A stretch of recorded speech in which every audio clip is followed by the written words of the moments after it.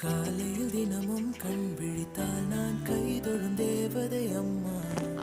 அன்பென்றாலே அம்மா என் தாய் போலாகிடுமா. இமை போல் இரவும் பகலும் என்னை காத்த அன்னையே, உனதன்பு பார்த்த பின்பு அதை விட வானம் பூமியாவும் சிறியது. காலையில் தினமும் கண் விழித்தால் நான் கைதொழும் தேவதை அம்மா. அன்பென்றாலே அம்மா என் தாய் போலாகிடுமா. காலையில் அம்மாவை பார்க்க என் தாய் போலாகிடுமா. அம்மாவை சொல்லிட்டீங்களா? கட்டுக்கிளி தங்க பிள்ளை.